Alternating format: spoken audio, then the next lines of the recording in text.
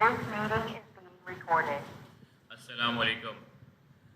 एक छोटा सा मैं तुम्हें रिकॉर्डेड लेक्चर भेज रहा हूँ जिसमें कुछ क्यूरीज थी आप लोगों की, जिसको मैं सॉल्व करके और मैं आपको ये सेंड करता हूँ। तो मैं प्रेजेंटेशन स्क्रीन शेयर करवा रहा हूँ जो आप लोगों ने क्वेश्चन भेजे थे मुझे सॉल्व करने के लिए। मैं वो स्क्रीन शेयर करवाता हूँ और मैं आप सबको साथ साथ ब्रीफ करता जाऊँगा।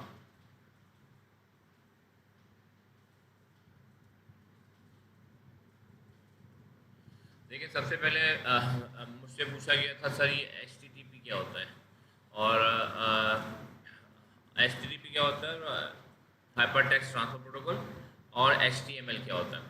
देखिए, एच प्रोटोकॉल है। प्रोटोकॉल क्या होता है? Set of rules. जब डाटा की ट्रांसमिशन होती है वेबसाइट के थ्रू या डिवाइसेस के थ्रू, कोई फाइल डाउनलोड करते हैं तो उसके बैकएंड पे कुछ रूल्स होते हैं जो पहले से डिसाइडेड होते हैं।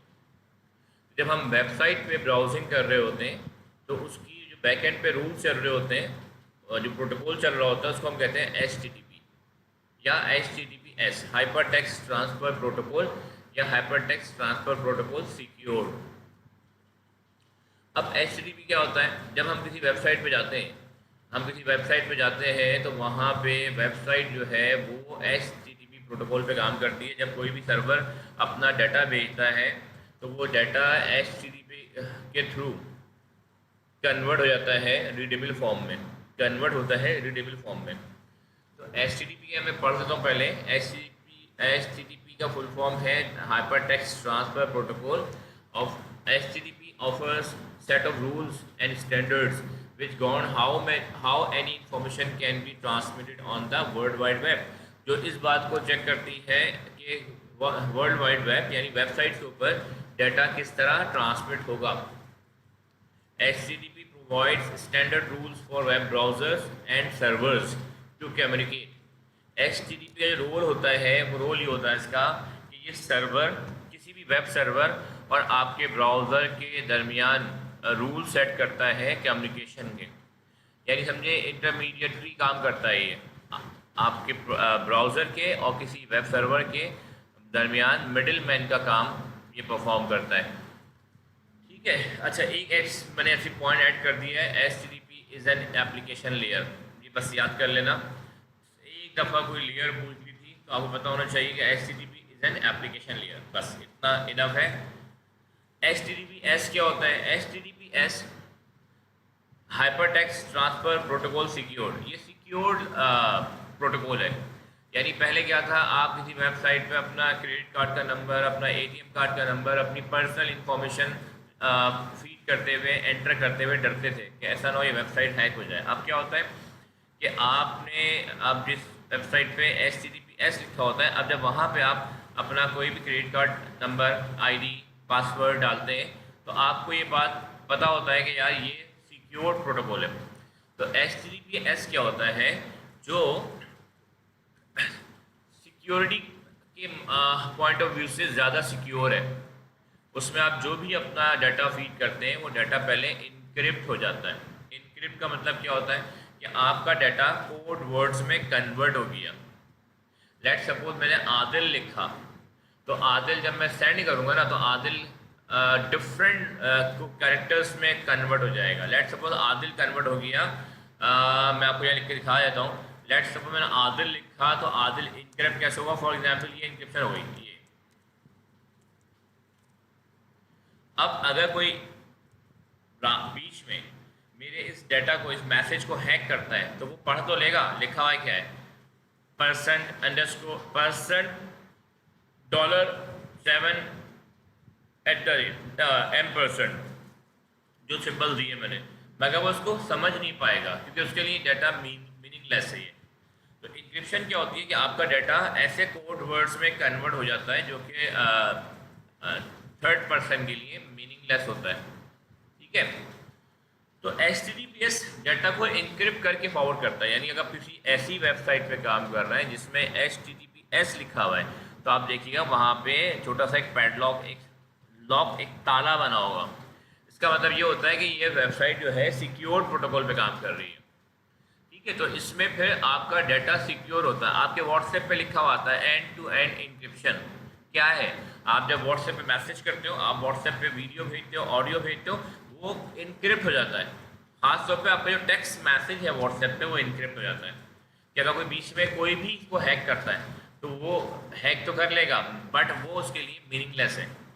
तो इंक्रिप्शन हैकिंग से नहीं बचाता, हैकिंग तो हो जाएगी, हैकर आपके सिस्टम को हैक कर लेगा मगर वो डाटा को पढ़ नहीं पाएगा, समझ नहीं पाएगा लिखा हुआ क्या है। तो HTTPS जो है वो कॉम्बिनेशन होता है SSL, TLS और HTTP का। SSL मैं पहले बता चुका हूँ आप लोगों को, सिक्योर ये भी लेयर्स होती हैं सिक्योरिटी की, तो सिक्योर सॉकेट लेयर और ट्रांसपोर्ट लेयर सिक्योरिटी, और HTTP बता दिया आपको मैंने। तो ये बेसिकली HTTPS, SSL, TLS और HTTP का कॉम्बिनेशन होता है, ये इन तीनों के ऊपर काम कर रहा होता है। तो सबसे ज़्यादा सिक्योर जो आपका हाइपर टेक्स्ट प्रोटोकॉल है वो है HTTPS, ठीक है। तो ये HTTP और HTTPS तो प्रोटोकॉल्स हैं। प्रोटोकॉल्स क्या होते हैं? Set of rules, pre defined set of rules. अब उसके बाद जो मुझसे क्वेश्चन पूछा गया था वो क्वेश्चन मैं बता देता हूँ आप लोगों को। फिर मुझसे पूछा गया था ये HTML क्या होता है। तो भाई HTML तो एक web page development language tool है। HTTP प्रोटोकॉल है कि आपके वेब सर्वर, वेब पेजेस आपस में डाटा, या वेब पेज और वेब सर्वर आपस में डाटा किस तरह ट्रांसमिट करेंगे, वो HTML है। वो HTTP है कि किस रूल्स के अकॉर्डिंग ट्रांसमिशन होगी। HTML जो है समझे आप, वो एक तरह से वेबसाइट डेवलपमेंट की लैंग्वेज है, हाइपर टेक्स्ट मार्कअप लैंग्वेज, ठीक है। तो HTTP और HTML बहुत डिफरेंट चीज़ें हैं। HTTP प्रोटोकॉल्स हैं, रूल्स हैं कि वेबसाइट पे किस तरह डाटा ट्रांसमिट होगा, वेब सर्वर और वेबसाइट के दरमियान किस तरह डाटा की ट्रांसमिशन होगी। HTML जो है वो किस तरह वेब पेज बनेगा। तो HTML एक लैंग्वेज है जिसके थ्रू हम वेब पेज को डिज़ाइन करते हैं। अब HTML में क्वेश्चन आता है आपके पास कि describe the use of structures and presentations, कि HTML में स्ट्रक्चर्स क्या होते हैं और प्रेजेंटेशंस क्या होती हैं। देखिए स्ट्रक्चर्स मैं आपको बता दूं, structure this is the structure of the document, what contents it has. Structure क्या होता है? फॉर एग्जांपल आप वेब पेज के अंदर हेडिंग देंगे, हेडिंग के बाद आप एक दो पैराग्राफ देंगे, राइट हैंड साइड पे पिक्चर लगाएंगे, फिर आप उसको नीचे जाके बॉर्डर बनाएंगे। तो ये जो है ना, ये स्ट्रक्चर है कि आपकी वेबसाइट का स्ट्रक्चर क्या होगा। मेरा स्ट्रक्चर ये होगा, एक मेन हेडिंग होगी, दो साइड हेडिंग्स होंगी और दो पैराग्राफ्स होंगे और एक जो है बॉर्डर होगा, एक मैं उस पर टेबल क्रिएट करूँगा। तो ये उसका स्ट्रक्चर है कि भाई हेडिंग्स होंगी, उसके बाद दो पैराग्राफ होंगे, फिर तीन चार जो है वो सब हेडिंग्स होंगी, फिर एक टेबल जनरेट होगा, उस टेबल के अंदर मैं डाटा लिखूंगा। दिस इज कॉल्ड स्ट्रक्चर, कि मैं उसका स्ट्रक्चर, उसका लेआउट क्या बना रहा हूँ। जैसे घर बनाते हैं तो घर में क्या होता है भाई, नीचे ग्राउंड पे 4 कमरे होंगे, ऊपर 3 कमरे होंगे, एक टेरिस होगा, ये स्ट्रक्चर है। प्रेजेंटेशन क्या होती है कि भाई उस घर में कलर कौन सा कराऊंगा, उस घर में डोर्स कौन से लगेंगे, उस घर में इलेक्ट्रिसिटी का इक्विपमेंट कौन से लगेंगे, सैनिटरी कौन सी लगेगी, ठीक है, गेट पे कलर कौन सा कराऊंगा, ये है प्रेजेंटेशन। तो वेबसाइट में एक हेडिंग होगी, उसके बाद दो पैराग्राफ्स होंगे, फिर उसके बाद 4 सब हेडिंग्स होंगी, एक टेबल बनेगा, ये उसका स्ट्रक्चर है। वो हेडिंग किस कलर की होगी, वो पिक्चर का बैकग्राउंड क्या होगा, हेडिंग का साइज क्या होगा, उसका फॉन्ट नेम क्या होगा, ठीक है, ये उसकी प्रेजेंटेशन है। तो अगर मैं सामने पढ़ूँ, this is the structure of the HTML structure, this is the structure of the document, what content it has. एक HTML का वेब पेज क्या कंटेंट रखता है, वो उसका स्ट्रक्चर है। और वो कंटेंट किस स्टाइल का है, किस कलर में है, क्या उसका फॉन्ट है, क्या उसका साइज है, ये उसकी प्रेजेंटेशन है। क्या लिखा हुआ है presentation, this is the style of the document, how it looks, देखने में कैसा लगता है वो, ठीक है। तो मैंने आपको सिंपल एग्जांपल दे दी, एक घर का स्ट्रक्चर, आर्किटेक्चर, वो स्ट्रक्चर है घर का कि भाई ग्राउंड फ्लोर पे 4 कमरे होंगे, फर्स्ट फ्लोर पे 3 कमरे होंगे और आगे एक टेरेस होगा, ये स्ट्रक्चर है। नीचे एक वाटर टैंक होगा, ऊपर एक ओवरहेड टैंक होगा। ये स्ट्रक्चर है। पीछे एक गैलरी दी जाएगी, ये स्ट्रक्चर है। उस गैलरी में कौन सा कलर होगा, मेन गेट पे कौन सा कलर होगा, मेन गेट किस किस्म का होगा, और घर के अंदर कौन से कलर्स होंगे, लाइटिंग फैंसी लाइट्स लगानी है, सिंपल लाइट्स लगानी है, ठीक है, लाइट का साइज क्या होगा, ये सारा क्या है, ये उसकी प्रेजेंटेशन है। ठीक है, तो ये दो चीज़ें याद कर लो, स्ट्रक्चर की डेफिनेशन और प्रेजेंटेशन की डेफिनेशन। स्ट्रक्चर में हेडिंग, पैराग्राफ, टाइटल, ये सब चीज़ें आती हैं कि उस पेज का टाइटल भी होगा, उसकी हेडिंग भी होगी, उसका जो है वो पैराग्राफ भी होंगे, उसके अंदर किस कलर के होंगे, क्या उसमें फ़ॉन्ट का साइज़ होगा, फ़ॉन्ट टाइप कौन सी होगी, ये उसका प्रेजेंटेशन है, जिसको हम CSS कहते हैं। ठीक है, CSS stand for cascading style sheet, यहाँ लिख दिया मैंने एहतियातन। अब यहाँ पे लिखा हुआ है उसका आंसर मार्किंग स्कीम से, प्रेजेंटेशन और structure. Presentation is use to format colour style. Presentation जो है यूज होती है उसकी फॉर्मेटिंग के लिए, कलर्स कैसा देना है, हेडिंग कैसी देनी है, उसका साइज़ क्या देना है, फॉन्ट टाइप क्या देनी है, अंडरलाइन करना है, और बोल्ड करना है, टैलिक करना है, ये प्रेजेंटेशन है। Structure use to create layout. Structure क्या होता है, उसका लेआउट क्रिएट करता है कि भाई पेज के अंदर यहाँ पे एक पिक्चर होगी, यहाँ पे एक हेडिंग, नीचे एक पैराग्राफ, उसके नीचे 3 सब हेडिंग्स, ये उसका स्ट्रक्चर है, और फिर नीचे एक बॉर्डर आ जाएगा। In HTML document structure and presentation are often kept separate. आमतौर पर यहाँ HTML पेज बनाते हैं ना, तो हम इन दोनों को सेपरेट रखते हैं, स्ट्रक्चर अलग चल रहा होता है और उस प्रेजेंटेशन अलग चल रही होती है, ताकि दोनों आपस में मिक्सअप ना हो। यानी हम एक ही फाइल के अंदर स्ट्रक्चर हमने अलग डिफाइन कर दिया और उसके नीचे हमने सारी प्रेजेंटेशन दे दी, ऐसा भी पॉसिबल है। By keeping the presentation separate it is easier to update colour font. जब हम प्रेजेंटेशन अलग रखते हैं ना, उसका फ़ायदा क्या होता है, कल को हमें कलर चेंज करने तो हम गए उसमें और सारे कलर एक साथ चेंज कर दिए, तो उससे ज़रा होता है क्या, मिक्स नहीं होता।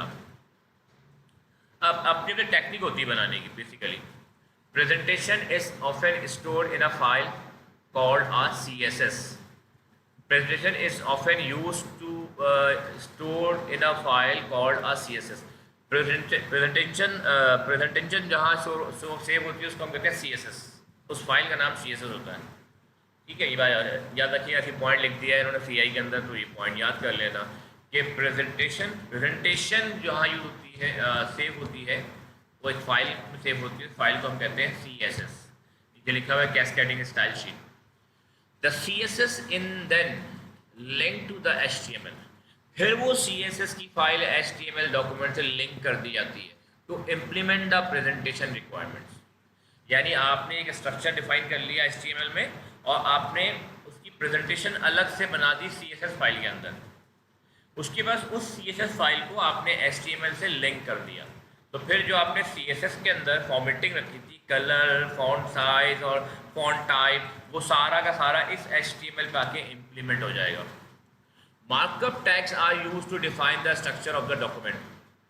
कुछ टैग्स होते हैं HTML में, इतनी ज़्यादा डेप्थ में मैं जाना नहीं चाह रहा, कुछ टैग्स होते हैं, जैसे P का टैग है, BR का टैग है, और H1 का टैग है, I का टैग है इटैलिक के लिए, B बोल्ड के लिए, U अंडरलाइन के लिए, ऐसे बहुत सारे शॉर्टकट्स होते हैं जिसको हम टैग्स कहते हैं। बेसिकली कमांड समझ लो, उनको हम टैग्स कहते हैं।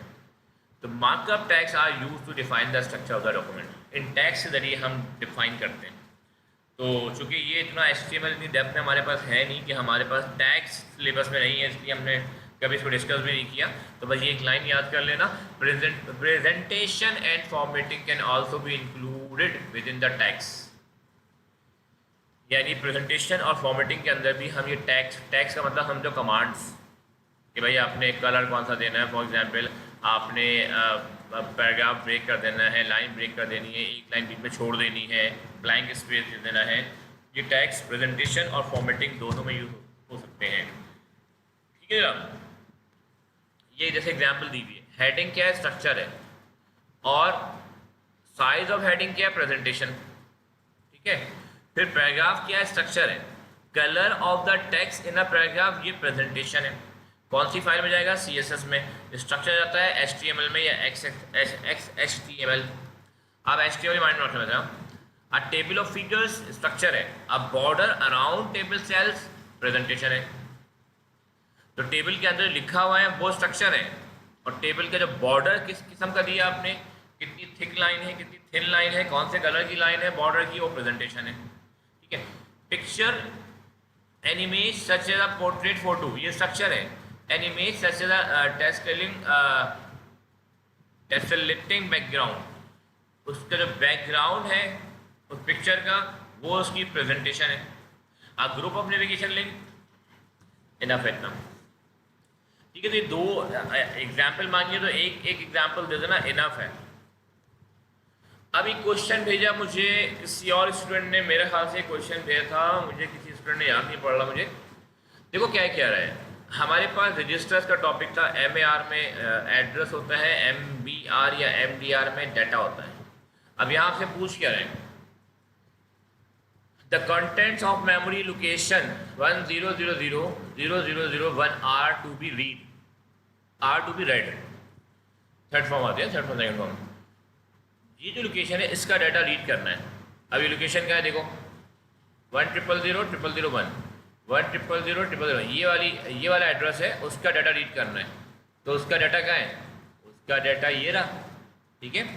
अब क्या कह रहे हैं, बताओ show the content of the memory address. MAR में क्या रखा होगा और MDR में क्या रखा होगा। सारी बात है, MAR में एड्रेस होता है, तो जिस एड्रेस का डाटा रीड करना है उसका एड्रेस उठाओ, यहाँ लिख दो, यहाँ पे MAR में 100001। और MBR में क्या होगा, जाहिर बात है उस लोकेशन का डाटा। MDR तो डाटा रखता है ना, उस लोकेशन में डाटा क्या, ये रहा 01010001, ये यहाँ पे आ जाएगा। यही इसका आंसर है।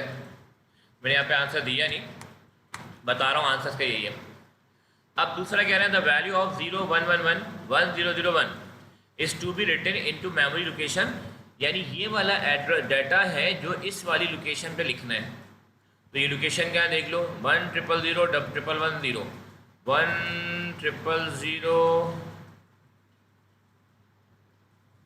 10001110, ये वो लोकेशन है जहाँ पे ये वाला डाटा लिखना है। तो आप इस लोकेशन पे जाइए और ये डाटा उठाइए, 01111001 01111001, यहाँ लिख दीजिए इधर। अब बताओ कि MAR में क्या होगा, MAR में ये रहा 10000110, यहाँ आ जाएगा। MDR में क्या चला गया, ये उठ के गया है, ये डाटा है ना, तो ये यहाँ पर आ जाएगा। बहुत सिंपल क्वेश्चन था, ये 4 नंबर मुफ्ते के थे।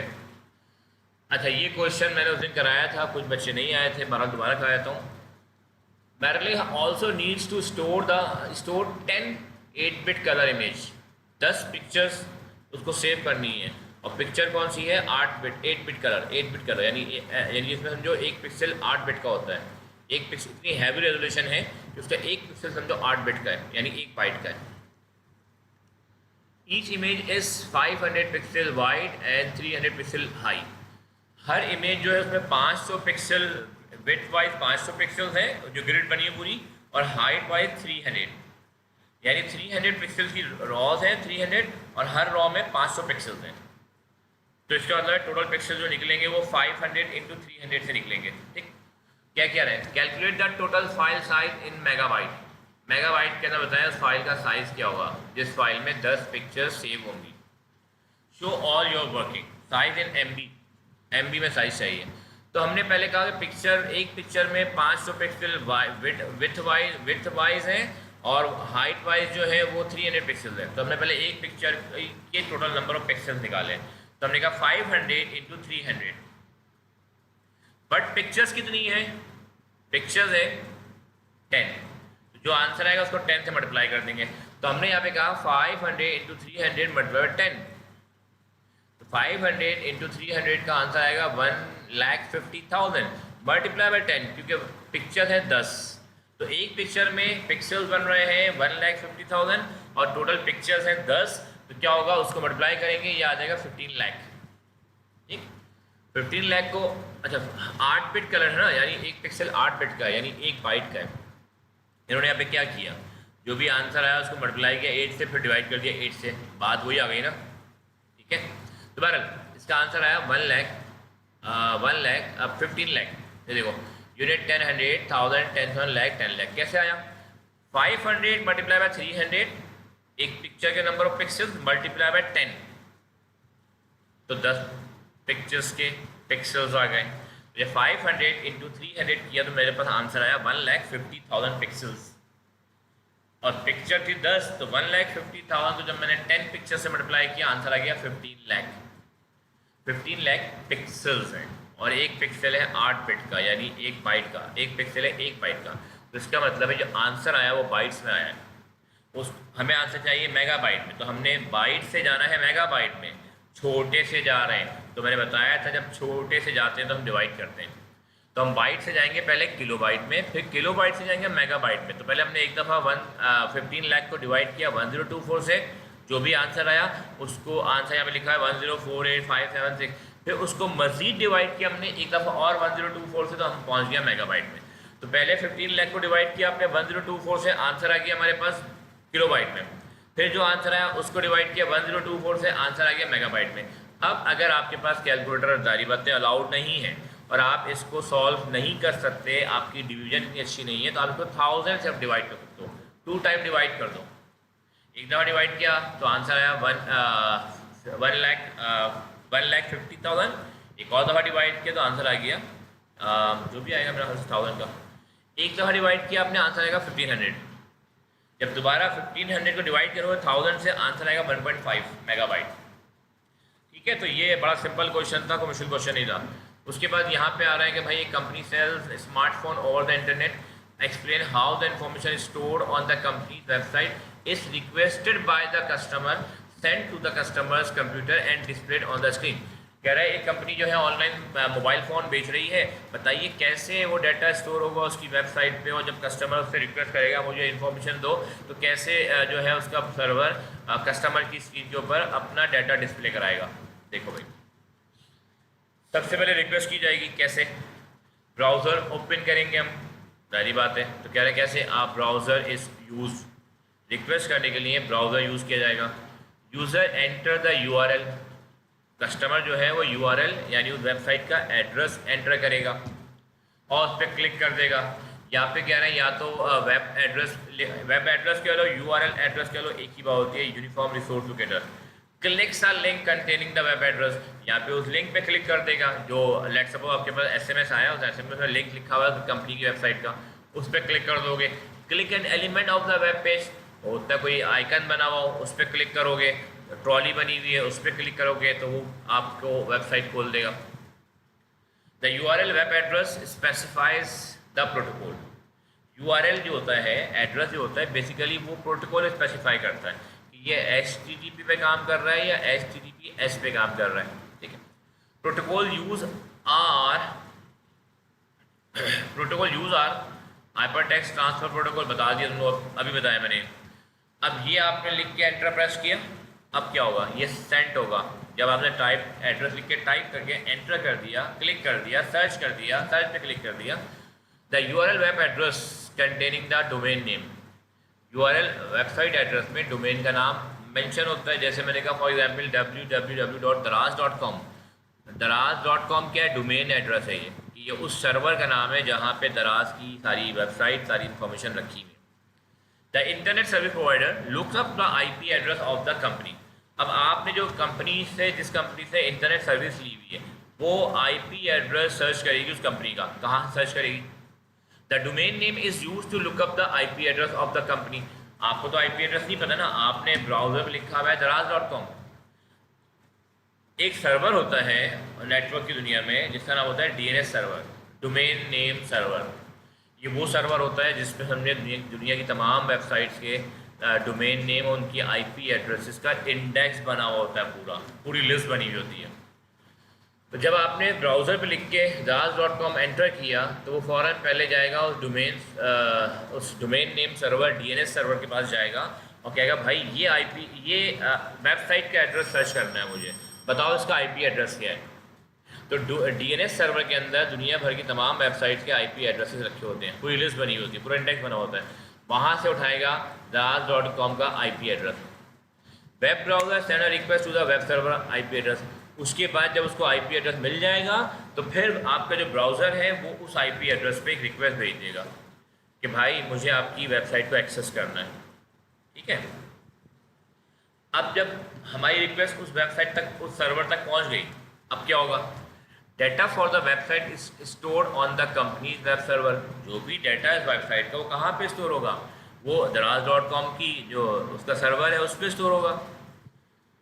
अब वो रिसीव कैसे होगा बता रहे हैं। Web server send the data for the website back to the web browser.